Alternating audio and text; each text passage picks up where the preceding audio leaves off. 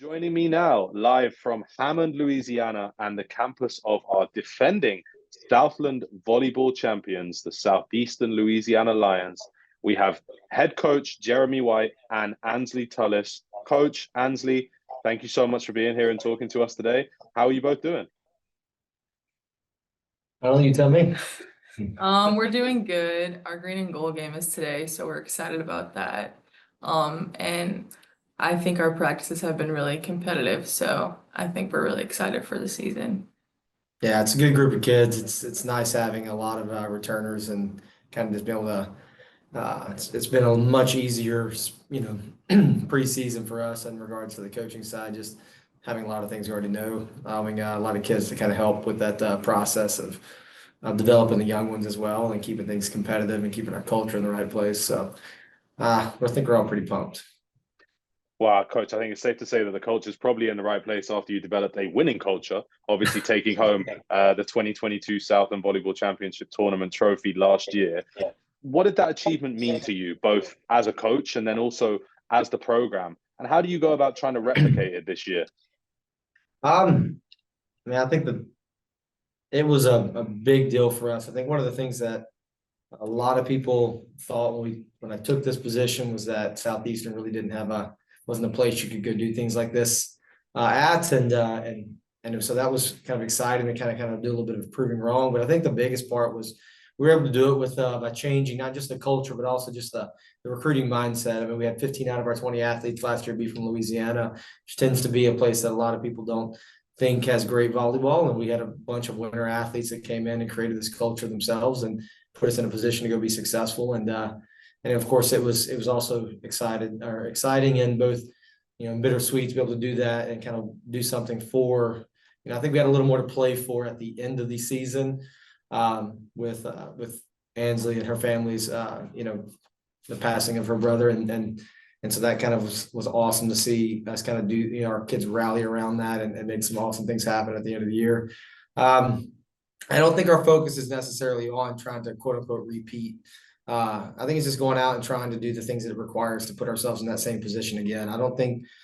Season by season is very different. And even though we have a lot of returners, it's a different season, a different team, a different, mindset. We got new leadership in a sense because we graduated some kids as well.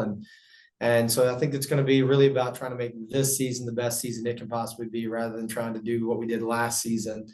Of course, we'd love to have it culminate in a championship as well, but try not to think of, get rid of the past or move past the past and focus on the present a lot more.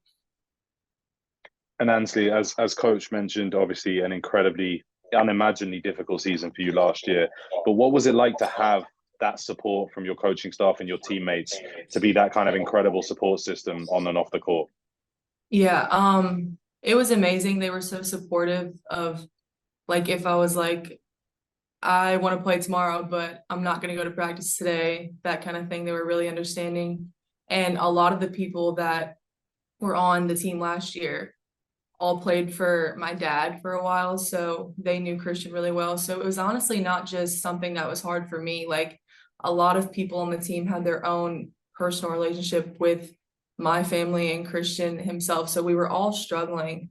But I think that we all used it as just motivation because we already really wanted to win, but we wanted to use it as a reason to fight instead of a reason to make an excuse as to why we wouldn't play as good one day or something. But I thought the support was amazing, and if I didn't have that kind of support from everybody, I definitely don't know if I would have been able to even play.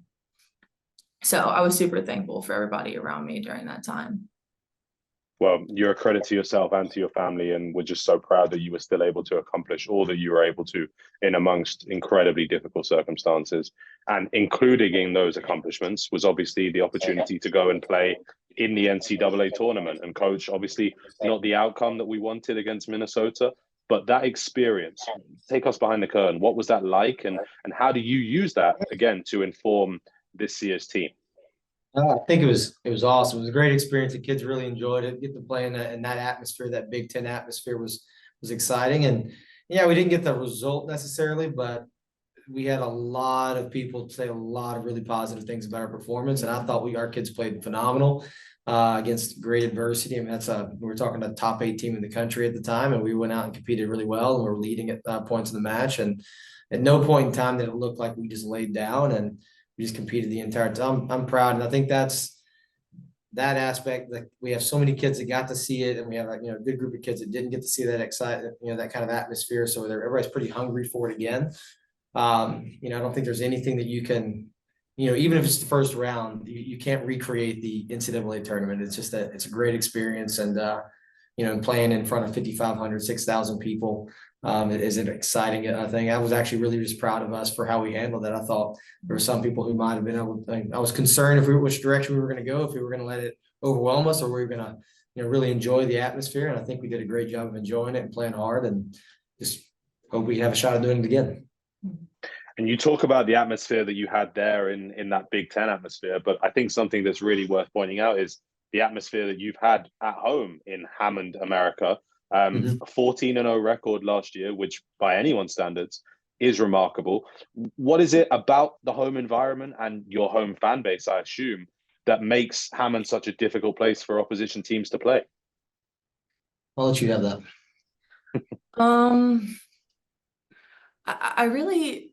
I don't know. I guess at home, obviously you just feel more comfortable, but I think because our fan base is so like family oriented, I guess maybe whenever you're playing, you feel like you're playing for something else besides just trying to win. Like, you want to make everybody there proud, because I feel like we have a lot of like personal relationships with the people who are at our games, because a lot of us are from close places. So a lot of people there are like our family. So I think that having them there just makes you want to play for something else besides just winning. Like, you want to make them proud. So I think that really helps us a lot whenever we play here. Yeah, I think that's. And I'll add to that. I think on the Hammond piece as well. I mean, the community itself has been extremely supportive from the start. I mean, I don't know that as a coach, I don't know that I've ever been welcomed quite the way that I've been welcomed here. I mean, I've had some, really great opportunities and really great experiences other places, but really Southeastern and Hammond has been really open to my family, to what we wanted to do on the court. Everybody's bought in, extremely well. We continue to grow, in the number of people that are wanting to do great things for us and help us out in different ways. And that's huge. I think that's just really what Hammond kind of resembles as a whole. And then on top of that, like Ansley said, I make the joke all the time we're talking recruits or anything else that I don't really get to do post-game talks, because we talk in the huddle, and then there's 200 plus people running onto our court. We've got kids running around playing volleyball all over the place. I've got dads helping take the ref stand off. It's like, so it's a different atmosphere, I think, that we've created here. And a lot of it has been bringing those Louisiana values and stuff to this program, and that kind of, family and faith and everything like that into our culture. And I think it shows in how our kids play and perform here in the UC. So we're just happy to be in an opportunity to play in a great atmosphere, and, pretty pumped about getting the host again in 24 too. And it's a very big early test that you have on your schedule of that unbeaten home record, bringing in the University of Washington. Very interested by that matchup. Certainly will be a big deal. Is that something that you are deliberately thinking when you're scheduling, of, testing yourselves against the best competition in this nation to prepare yourself for the Southland Conference? We definitely wanted to, feeling like we have a veteran team right now. We definitely wanted to go put ourselves in a situation to challenge ourselves a little more.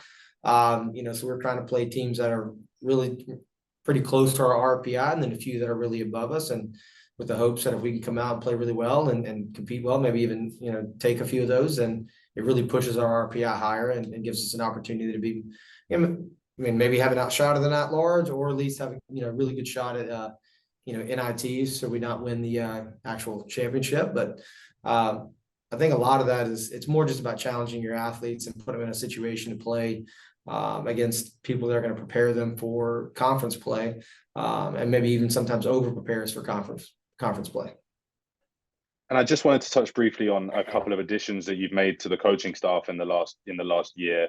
Colin Wilson and Alison Byler both came in early 2023 and, worked through the beach season, which we know you're obviously the beach head coach as well. But what do they now, as they go into their first fall indoor volleyball season? What do Colin and Alison bring to your coaching staff that's maybe a breath of fresh air or something different than you've had previously? I think they're both extremely hardworking people. My job has gotten so much easier just in the last, 6 to 8 months or so, just having both of them in here and what they're willing to put on. And that's no knock on Gabby, who's crushing it. I'm excited to see how she does with UIW this year. And I'm so proud of her for what she's gotten to accomplish in her short career or young career. But they've just been extremely helpful in regards to things, in the office, outside the office, and recruiting and everything else. And that makes a huge piece on me. It really allows me to be more of a better dad, I think, a lot of the times as well. And then I think they bring new perspectives. I mean, I think there's a lot of stuff that, they're extremely willing to go out and do new things. And, Allison's really working hard to become this really, really great blocking coach, which is something that we're putting a big emphasis on. And so that's something that we really value a ton. Colin's done a great job of taking a lot of beach off my plate and kind of helping me be a lot more focused on the season that we're in, instead of me having to kind of worry about two things at once a lot of the time. And so that's been, hugely helpful. And like I said, they're both great people too. I think our kids are really starting to build relationships with them. I think they're, they, like I said, different perspectives, different, enthusiasms and stuff. They're both young guys, young, coaches and stuff in their career, and excited about the opportunity to come be a part of a winning, program. And coach, just lastly for you, I have to touch a little bit on Kaylin Newsome, who was our tournament MVP last year, and also ABCA All Region, LSWA Player of the Year. The list goes on. What can you and what can we be expecting from her in her senior season this year? I mean, Kay's a great player. I mean, she's probably, I would argue she's probably the best volleyball player on our team in just regards to the ability to just play the sport itself. She outplays her athleticism tremendously.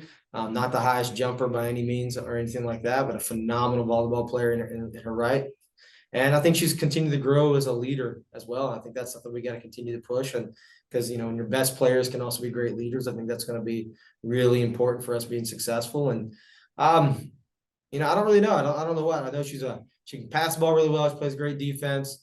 She's, had a few more blocks recently in practice than we're used to seeing from her, which is always fun. She gets pretty pumped about those. Yeah.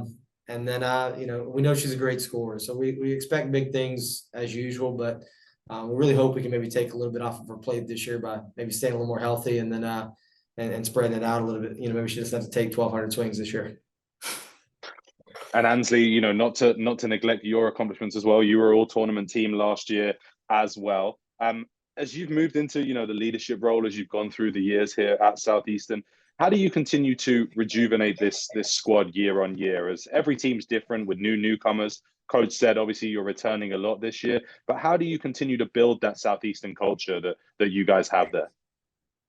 I think it helps that, we do have a lot of returners, and I feel like the people that we lost from our roster last year, they all did a great job of leading the team. But I feel like we have always been the type of team that talks about that, like, just because you're a senior doesn't mean that you're a leader. Like, all grades have the capability of taking some sort of leadership role. So I feel like we really talk a lot about how every single person can provide some sort of positive thing to the team, no matter what grade you're in, no matter how much playing time you get.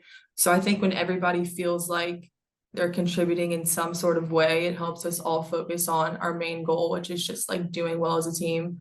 So I think it's good that we have a bunch of like little leadership roles everywhere. And I think that just having a lot of the same people who have been doing the same thing for all these years, and we have how many people graduated last year? Graduated 4. 4, yeah. So we still have like a bunch of the same things that we've been doing for a while. So I think just kind of showing that to our new freshmen, and then just teaching them all that everybody has some sort of role that is important that they need to do. Yeah, technically. I forgot about Jolie, still back. Oh yeah. But not playing indoor. My bad. It's all good. It's all good. And just lastly, Ansley, I was doing my research before we started here, and I saw something that you wanted to be a teacher. So just in order for us to get to know you a little bit better, I just want to rewind things a little bit and, take you all the way back to when you were in school. So what was elementary school Ansley like? And did you have a favorite subject at that time?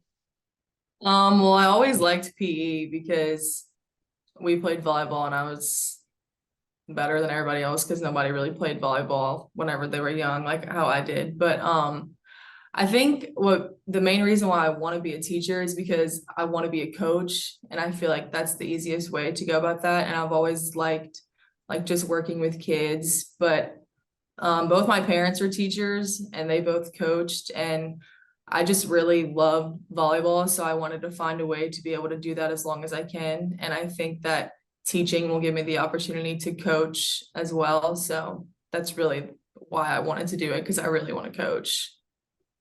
Well, awesome. I'm going to have to start calling you Coach Tullis from here on out, but we will look forward, and I will look forward to interviewing you on our season preview in 25 years' time when you're a head coach in the Southland. So thank you guys both so much for taking the time. Ansley, Coach White, it's been great to get to chat to you.